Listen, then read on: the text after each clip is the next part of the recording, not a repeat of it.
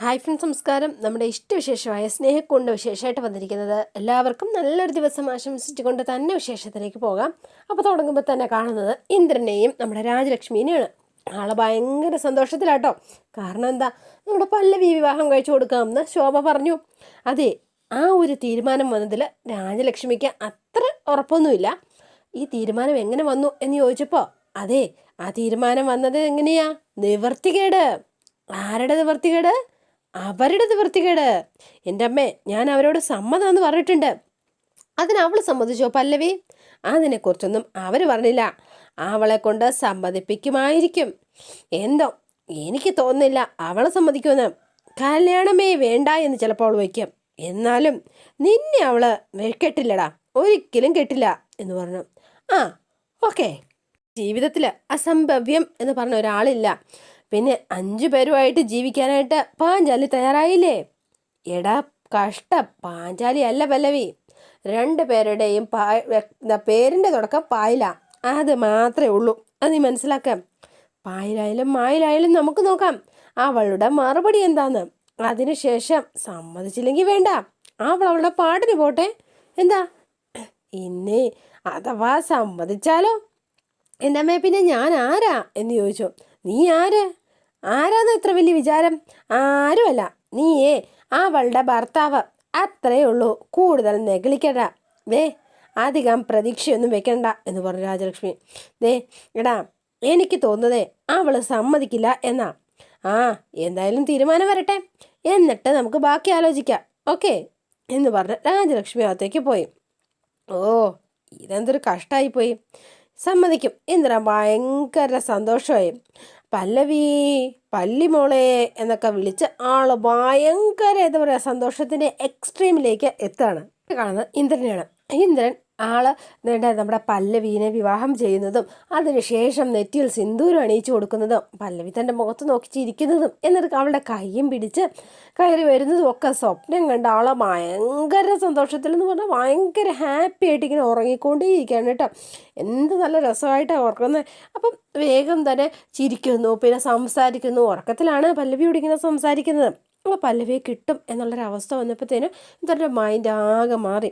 അങ്ങനെ ഇരിക്കുന്ന സമയത്താണ് ഇന്ദ്രൻ്റെ ഫോണിലേക്ക് ഒരു കോൾ വരുന്നത്. മറ്റാരുമല്ല, നമ്മുടെ ഋതു ആണ് വിളിക്കുന്നത്. പറ ഋതു എന്ന് പറഞ്ഞുകൊണ്ടാണ് ഫോൺ എടുത്തു കേട്ടോ. ആ, ഉറങ്ങിയില്ലേ? ഇല്ല. എങ്ങനെ ഉറങ്ങാൻ പറ്റും? ഇന്നെൻ്റെ കല്യാണമായിരുന്നില്ലേ? അപ്പം ഞെട്ടിപ്പോയി ഋതു. കല്യാണമോ? അപ്പം സ്വാതി ഇതെല്ലാം കേട്ടോണ്ടാണ് കിടക്കുന്നത് കേട്ടോ. ആളെ പക്ഷേ ഉറങ്ങുന്ന പോലെ നടിക്കുകയാണ്. അതെ, കല്യാണമോ എന്ന് ചോദിച്ചു. ആ, കല്യാണം ഞാൻ സ്വപ്നം കാണുകയായിരുന്നു. വധു ആരാണെന്നറിയാവോ? അത് താൻ. അപ്പോഴേക്ക് ഋതുവിന് ഭയങ്കര സന്തോഷമായി. ശരിക്കും എന്ന് ചോദിച്ചു. പിന്നെ ഞാൻ എന്തിനാ നോണ പറയുന്നത്? അല്ലെങ്കിലും എന്തായാലും അത് നടക്കേണ്ടതല്ലേ. അപ്പോഴേക്കും ഋതു ഭയങ്കര ഹാപ്പിയായി. ഋതു മിണ്ടുന്നില്ല. ഹലോ, എന്താ ഒന്നും മിണ്ടാത്തത്? പറ. വേണ്ടാത്തൊന്നും ഞാൻ പറഞ്ഞില്ലല്ലോ. ഓ, എന്തെങ്കിലും പറഞ്ഞോ? ഇല്ല എന്ന് പറഞ്ഞു. ആ, അല്ല, ഒരാളെ സ്വപ്നം കാണുന്നത് അയാളുടെ അനുവാദം ചോദിച്ചിട്ടൊന്നും അല്ലല്ലോ. അതുകൊണ്ടേ നമ്മളുടെ ആഗ്രഹങ്ങൾ, പേടികൾ, അതെ, കണ്ട സംഭവങ്ങൾ, അങ്ങനെ ഇതൊക്കെയാ സ്വപ്നം നമ്മൾ സാധാരണ കാണാറ്. ആ, താനെന്താ ഉറങ്ങാതിരിക്കുന്നത്? ഉറക്കം വന്നില്ല എന്ന് പറഞ്ഞു. പഴയതുപോലെ അല്ല കേട്ടോ, ഉറങ്ങാതൊന്നും ഇരിക്കരുത്. പണ്ട് നീ തനിച്ചായിരുന്നു എന്നെ പോലെ. പക്ഷേ ഇപ്പം എല്ലാവരും ഉണ്ടെങ്കിലും ആരും ഇല്ലാത്ത ഒരവസ്ഥ. എന്താ, ശരിയല്ലേ എന്ന് ചോദിച്ചു. ഇപ്പം നീ അങ്ങനെയല്ല. സുഖത്തിലും ദുഃഖത്തിലും ഒക്കെ ചേർത്ത് പിടിക്കാൻ ഇപ്പം തനിക്ക് ഒരു കൂട്ടുണ്ട്, ഈ ഞാൻ. ആഹാ, അതെനിക്കറിയാം.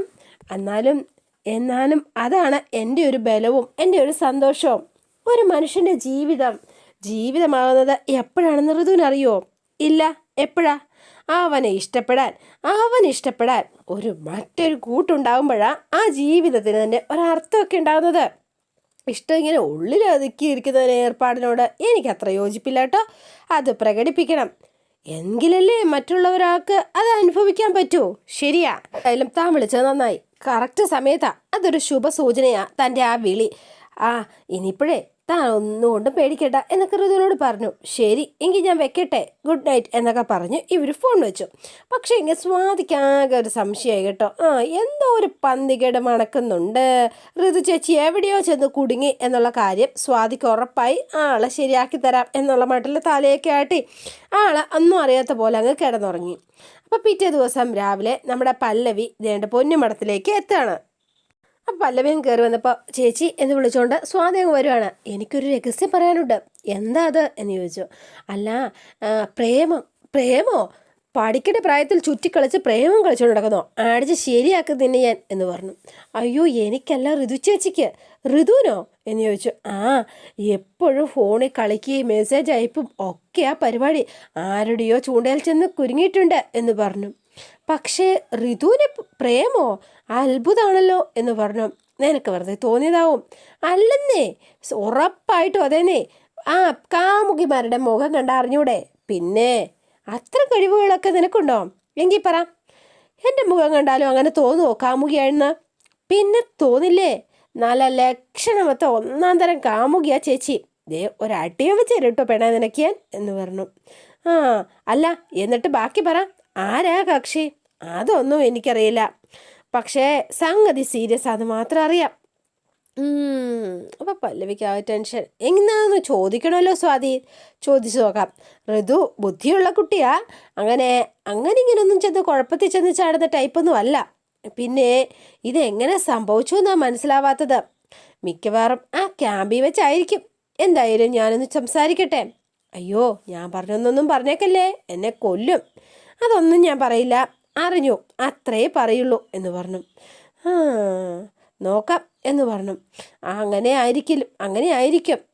പക്ഷേ എന്താണേലും ചേച്ചി വേണം അത് ചെയ്യാനായിട്ട്. ചോദിക്കാതിരിക്കാൻ പറ്റില്ലല്ലോ. പ്രേമം അതും ഋതുവിന്, അത് വിട്ടുകളയാൻ പറ്റില്ല, വിശ്വസിക്കാനും പറ്റുന്നില്ല. സന്യസിക്കാൻ തീരുമാനിക്കുന്ന ആള് കാമുകിയായിട്ട് തിരിച്ചു വരുന്നു. നീ വിവരം വേറെ ആരോടും പറഞ്ഞിട്ടില്ലല്ലോ? ഇല്ല, അമ്മയോട് പോലും പറഞ്ഞിട്ടില്ല. തൽക്കാലം നീ ആരോട് പറയണ്ട. ഒരു കാര്യം ചെയ്യാം, ആ ഇന്ദ്രനെ കോളേജിൽ നിന്നൊന്ന് പുറത്താക്കിക്കോട്ടെ, എന്നിട്ട് ഞാൻ തന്നെ ചോദിക്കാം ഋതുവിനോട്. ശരി ചേച്ചി എന്ന് പറഞ്ഞു. എന്നിട്ട് പല്ലവി നേരെ റൂമിലേക്ക് പോയി, സ്വാതി റൂമിലേക്ക് പോയി. അപ്പോൾ വരുമ്പോഴേക്കും നമ്മുടെ സേതു പതുക്കെ കൈയൊക്കെ പിടിച്ചിങ്ങനെ എഴുന്നേറ്റൊക്കെ നിന്ന് ഒന്ന് പ്രാക്ടീസ് ചെയ്യണം. അപ്പോഴാണ് പല്ലവി റൂമിലേക്ക് കയറി ചെല്ലുന്നത്. അപ്പോൾ പല്ലവി വന്നോണ്ടേ സേതു ചോദിക്കുകയാണ്, എല്ലാം ഓക്കെ അല്ലേ? നമ്മുടെ പല്ലവിയുടെ അമ്മ കല്യാണത്തിന് സമ്മതമാണെന്ന് ഇന്ദ്രനെ അറിയിച്ചില്ലേ? അറിയിച്ചു. പക്ഷെ അത് മാത്രം പോരാത്രേ. പിന്നെ ഞാൻ തന്നെ നേരിട്ട് ചെന്ന് സമ്മതമാണെന്ന് പറയണം, എങ്കിലേ അയാൾ വിശ്വസിക്കുള്ളൂ എന്ന്. അതിനിപ്പോൾ എന്താ? താൻ ചെന്ന് അയാളോട് അങ്ങനെ പറയണം, അതിൽ ഒരു തെറ്റുമില്ല. പണ്ട് കുരുക്ഷേത്ര യുദ്ധഭൂമിയിൽ ദ്രൗപദരെ വീഴ്ത്താനായിട്ട് ഒരു ധർമ്മപുത്രരുടെ കഥ അച്ഛൻ എന്നെ ഓർമ്മിപ്പിച്ചു എന്ന് പറഞ്ഞു. ഞാൻ ധർമ്മപുത്രരല്ലല്ലോ സേതുവേട്ട, ഒരു വെറും പല്ലവിയല്ലേ. ഇപ്പം എൻ്റെ മനസ്സിൽ സേതുവേട്ട മാത്രമേ ഉള്ളൂ. അതുകൊണ്ട് തന്നെ ഞാൻ വെറുതെ ആണെങ്കിൽ പോലും ഇന്ദ്രൻ്റെ മുന്നിൽ ചെന്ന് അയാളെ കല്യാണം കഴിക്കാൻ തയ്യാറാണ് എന്ന് പറയേണ്ടി വരുന്നത്. എന്നെ കൊണ്ട് അത് കഴിയുമെന്ന് എനിക്ക് തോന്നുന്നില്ല സേതുവേട്ട. കുരുക്ഷേത്രമല്ല, താൻ ധർമ്മപുത്രരുമല്ല. നടക്കുന്നത് പക്ഷേ ഒരു യുദ്ധമാണ് എന്ന് സേതു പറയണം. അതുകൊണ്ട് ആ യുദ്ധത്തിൽ ജയിക്കേണ്ടത്, അല്ലെങ്കിൽ അധർമ്മത്തിൻ്റെ പക്ഷത്താണ് ഇന്ദ്രൻ്റെ സ്ഥാനം. അവൻ വീഴേണ്ടത് നമ്മളുടെ ആവശ്യമല്ലേ പല്ലവി? അപ്പോൾ നമ്മൾ ഏത് വഴിയും സ്വീകരിക്കാം. അതിനു വേണ്ടിയിട്ടല്ലേ താൻ ഇത്രയും കഷ്ടപ്പെട്ടത്? അവൻ്റെ മുന്നിൽ ചെന്നെന്ന് അങ്ങനെ പറഞ്ഞു എന്ന് വെച്ച് താൻ ഒരിക്കലും തെറ്റ് ചെയ്തു എന്ന് ആരും പറയുകയില്ല. അപ്പോഴും പല്ലവിക്കാകെ ടെൻഷനാണ് കേട്ടോ. അവനെ തോൽപ്പിക്കാൻ അതൊരു അത്യാവശ്യമായിരുന്നു, അതുകൊണ്ട് അത് ചെയ്തു എന്ന് മാത്രം. അതെ, താൻ അങ്ങനെ പറഞ്ഞാൽ മാത്രമല്ലേ അവൻ വിശ്വസിക്കൂ. മാത്രമല്ല, അവനത് മാത്രം വിശ്വസിച്ചാലേ അമിതമായ സന്തോഷത്തിലേക്ക് അവൻ്റെ മനസ്സിനെ നമുക്ക് എത്തിക്കാൻ കഴിയൂ. അങ്ങനെ എത്തിയാൽ മാത്രമേ ആ ഇന്ദ്രൻ്റെ ഉള്ളിലെ രോഗി പുറത്തേക്ക് വരികയുള്ളൂ. ഞാൻ പറഞ്ഞത് മനസ്സിലായോ? എല്ലാം തൻ്റെ ഒരേ വാക്കിന് ചുറ്റിപ്പറ്റിയാണ് നിൽക്കുന്നത്. അതുകൊണ്ട് താൻ ധൈര്യമായി ചെല്ല്, എല്ലാം വിജയിച്ചു വാ. ഇതിലും നല്ലൊരവസരം ഇനി നമുക്ക് കിട്ടിയെന്ന് വരില്ല. താൻ ധൈര്യമായിട്ടിരിക്കടോ എന്ന് പറഞ്ഞു. കല്യാണം കഴിക്കുന്നു എന്ന് പറയുമ്പോൾ ആ ഇന്ദ്രൻ അനുഭവിക്കാൻ പോകുന്ന സന്തോഷം അതെനിക്ക് ഊഹിക്കാൻ പറ്റും. ആ സന്തോഷമാണ് നമുക്ക് വേണ്ടത് എന്ന് പറഞ്ഞു. എന്നിട്ട് സേതു ചേർത്തൊക്കെ പിടിക്കുകയാണ്. അപ്പോൾ പല്ലവിക്കും ഒരാശ്വാസവും സ്നേഹവും സന്തോഷവും ഒക്കെ തോന്നി. സാൻ ധൈര്യമായിട്ടിരിക്കുക എന്ന് പറഞ്ഞ് സേതു ഇങ്ങനെ ധൈര്യമായിട്ടിരിക്കുക, നമ്മൾ ജയിച്ചിരിക്കും. എന്നിട്ട് നേരെ പല്ലവി അങ്ങോട്ടേക്ക് പോവാണ് കേട്ടോ. അപ്പോൾ സേതു അവിടെ നിൽപ്പുണ്ട്. അപ്പോൾ ഇന്ദ്രനെ കാണാനായിട്ടാണ് നേരെ പല്ലവി ചെല്ലുന്നത്. ഇന്ദ്രൻ ഭയങ്കര സന്തോഷത്തിലാണ് അങ്ങോട്ടേക്ക് ചെല്ലുന്നത്. സന്തോഷത്തിൻ്റെ എക്സ്ട്രീമായിട്ടാണ് അങ്ങോട്ടേക്ക് വരുന്നത്. അയ്യോ എന്താ ഇത്, എനിക്കവിടെ വിശ്വസിക്കാൻ പോലും പറ്റണില്ല, സത്യത്തിൽ ഞാൻ സ്വപ്ന ലോകത്താണോന്നാണ് ഞാൻ ചിന്തിക്കുന്നത് എന്നൊക്കെ പറഞ്ഞ് ഭയങ്കര ഇതിലാണ് വരുന്നത്. പല്ലവി ഒന്ന് ചിരിച്ചു കേട്ടോ. എന്നിട്ട് അതെ, സത്യം പറഞ്ഞാൽ താൻ ഡിവോഴ്സ് വാങ്ങി അവിടെ നിന്ന് പോകുമ്പോൾ ഇനി ഒരിക്കലും താൻ എൻ്റെ ജീവിതത്തിലേക്ക് വരില്ല എന്ന് ഞാൻ ഉറപ്പിച്ചതായിരുന്നു. ഇനി അത് സംഭവിക്കില്ല എന്ന് ഞാൻ ഉറപ്പിച്ചതായിരുന്നു. പക്ഷേ പിന്നെന്തിനാ എൻ്റെ പിറകെ തന്നെ നടന്നത്? എവിടെ പോയി ശല്യം ചെയ്യുന്നത് എന്തിനാ? ഞാൻ എവിടെയെങ്കിലും പോയി ജീവിക്കുന്നത് കൊണ്ട് എന്തായിരുന്നു കുഴപ്പം? അത് പിന്നെ പല്ലവി, ഞാൻ അത്ര നല്ലവനൊന്നും അല്ലായിരുന്നു. ഒരുപാട് പെൺകുട്ടികളുമായിട്ട് എനിക്ക് അടുപ്പുണ്ടായിരുന്നു. പക്ഷേ താൻ എൻ്റെ ജീവിതത്തിലേക്ക് വന്നതിന് ശേഷം അവരുമായിട്ട് എനിക്ക് ഒരു കോണ്ടാക്റ്റും ഉണ്ടായിട്ടേ ഇല്ല എന്നുള്ളതാണ് സത്യം. പല്ലവി മിണ്ടാതെ നിൽക്കുകയാണ് കേട്ടോ. എന്നിട്ട് അതെ, ഒരു കാര്യം ഞാൻ പറയട്ടെ, തന്നോടൊപ്പം ഒരു നല്ലൊരു ജീവിതം ജീവിച്ച് തീർക്കണം, അതായിരുന്നു എൻ്റെ ഒരാഗ്രഹം. അത് നടന്നില്ല. സാരമില്ല, താൻ എന്നെ ഉപേക്ഷിച്ചിട്ട് പോയി. അതോടെ പിന്നെ എനിക്ക് വാശിയായി. ഞാൻ പലതും ചെയ്യാൻ തുടങ്ങി. പക്ഷേ പല്ലവി, എല്ലാത്തിൻ്റെ അടിസ്ഥാനം അത് തന്നോടുള്ള ഇഷ്ടം മാത്രമായിരുന്നു. എനിക്ക് തന്നെ മറക്കാൻ പറ്റുന്നുണ്ടായിരുന്നില്ല. എത്ര ഞാൻ ശ്രമിച്ചു എന്നറിയോ? പക്ഷെ പറ്റണ്ടേ. ഓരോ തവണ മറക്കാൻ നോക്കുമ്പോൾ കൂടുതൽ ശക്തമായി താൻ എൻ്റെ മനസ്സിലേക്ക് കയറി വന്നു. സത്യമായിട്ടും എന്ന് പറഞ്ഞു. അപ്പോൾ പല്ലവി ഒന്ന് ചിരിച്ചു. പല്ലവി, സത്യം പറയട്ടെ, ഈ ലോകത്ത് തന്നെ ഞാൻ സ്നേഹിക്കുന്നത് പോലെ മറ്റാരും ഞാൻ സ്നേഹിക്കുന്നില്ല എന്നുള്ളതാ സത്യം. അവസാനം എൻ്റെ സ്നേഹം അത് വിജയിച്ചു. അതുകൊണ്ടാണല്ലോ വീണ്ടും പല്ലവി എൻ്റെ അടുത്തേക്ക് തിരിച്ചെത്തിയത്. അതിലെനിക്ക് സന്തോഷമുണ്ട്. ഒറ്റ തവണ കേട്ടാൽ മതി എനിക്ക് എന്നെ കല്യാണം കഴിക്കാൻ തയ്യാറാണെന്ന്. പിന്നെ തൻ്റെ നാവിൽ നിന്നൊന്ന് കേട്ട് കഴിഞ്ഞാൽ പിന്നെ എനിക്ക് വിശ്വാസമായി, സത്യമായിട്ട് വിശ്വാസമായി എന്ന് പറഞ്ഞു. അതെ, തൻ്റെ അമ്മ എന്നോട് പറഞ്ഞപ്പോൾ മുതൽ എൻ്റെ ഹൃദയം ഇങ്ങനെ ഇടിച്ചുകൊണ്ടിരിക്കുക. സത്യം പറഞ്ഞാൽ വല്ലാത്തൊരു എക്സൈറ്റ്മെൻറ്റിലാണ് ഞാനിപ്പോൾ ഭൂമിയിലല്ല, ഞാൻ പറക്കുക, ആകാശത്തൂടെ പറക്കുക, സത്യ എന്ന് പറഞ്ഞു. എന്നിട്ട് പല്ലവി, ആ അവസ്ഥയാ എനിക്കും വേണ്ടത് എന്ന് പറഞ്ഞു. അതുണ്ടാവും, അയിനോ. അതെ, എന്നാ ഞാൻ പറയട്ടെ?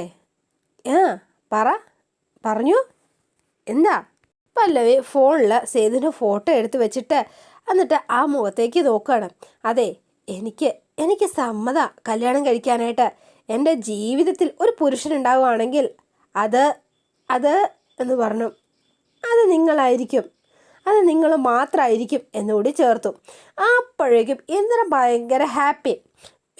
ഇത് മതി എനിക്ക് എന്ന് പറഞ്ഞു. പക്ഷേ പറഞ്ഞത് നമ്മുടെ സേതുവിനോടാണ് കേട്ടോ. സേതുവിൻ്റെ ഫോട്ടോ ഫോണിൽ വെച്ചിട്ട് അതേ നോക്കിയാ. എന്തൊരു സുഖാടോ താനിങ്ങനെ ഒന്ന് പറയുന്നത് കേൾക്കാനായിട്ട്. സത്യം പറയട്ടെ, ഞാൻ എന്താ ചെയ്യേണ്ടത്? തന്നെ ഒന്ന് എടുത്ത് പൊക്കട്ടെ, അല്ലെങ്കിൽ വേണ്ട. അതെ, നമുക്കൊന്ന് ഡാൻസ് ചെയ്താലോ? അല്ലെങ്കിൽ അതും വേണ്ട. അതെ, ഞാനൊരു പാട്ട് പാടട്ടെ?